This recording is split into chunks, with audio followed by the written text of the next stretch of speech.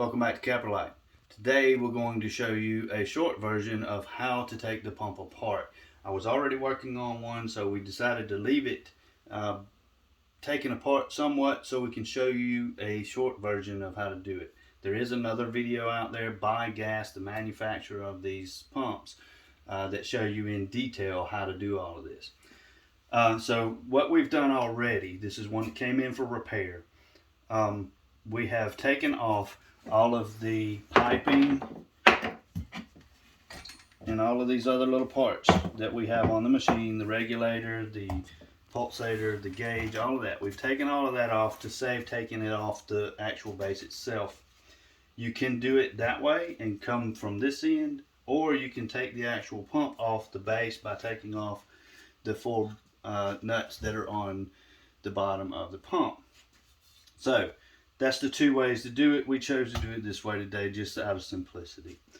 So I left a lot of the screws undone so it's short, makes the video shorter. So the first thing to do is you take the end caps out. Some like to call those the eyes because they look like little eyes. And you're going to notice that on the Capralite we don't put the filter on the outside. This is the outside where the muffler is going to go. We leave that off, but we do leave the filter on the inside. These can get dirty, and over time you do need to replace them. We do have those in stock here at Capralite. So then you take these bolts off. Like I said, they're already loose. Generally, when you're taking this apart, it's going to stick there when you take these bolts out. So you just take a mallet or plastic or rubber hammer and just kind of beat on it and just tap it nice and easy, and it'll come loose. So then you pull that off and just set it off to the side. Then we have 6 bolts on the inside. Those 6 bolts are a 3/8 inch bolt. These over here for the outside, those are a 7/16. So those are the two primary tools you'll need is a 7/16 inch wrench and a 3/8 inch socket, because you're not going to get a wrench in there.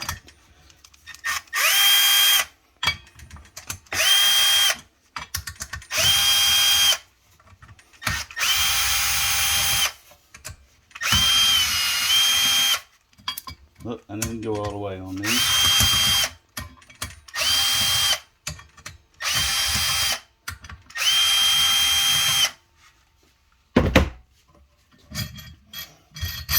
Now note, right here, there's a gasket right here.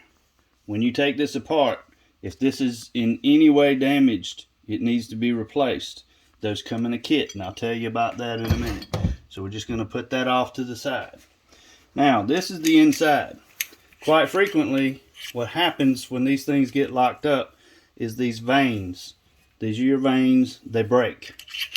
Or they're over time they wear down. Now these are brand new vanes that I've already installed. But I want to show you. This is what I found inside. These things got hung up and broke. There's lots of different reasons that can happen. I'm not sure exactly why this one happened, but a lot of times rust will cause this when you get rust on the inside in here. So when you take these out, there is a correct way to put them back, and it is like so. There's a little beveled edge here, and you just want to make sure that it goes in the proper way. So when you take them out, make sure you watch them. Now, there is a Gast AH255D cleaner that you can use, and you just spray it in there like you would any kind of cleaner. And it'll get all of the dust and grime and help clean it out.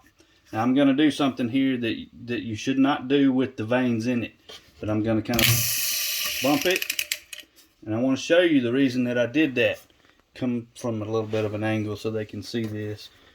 They come out. If you do that with those vanes in and you leave it on, those things can come out and fly away, and we don't want that to happen. So I'm just showing you that so you know not to do that. So once everything is back in there, you've cleaned it up, sprayed it out, and you clean these or replace the, go in there, replace the vanes, then you just reverse the process and put everything back.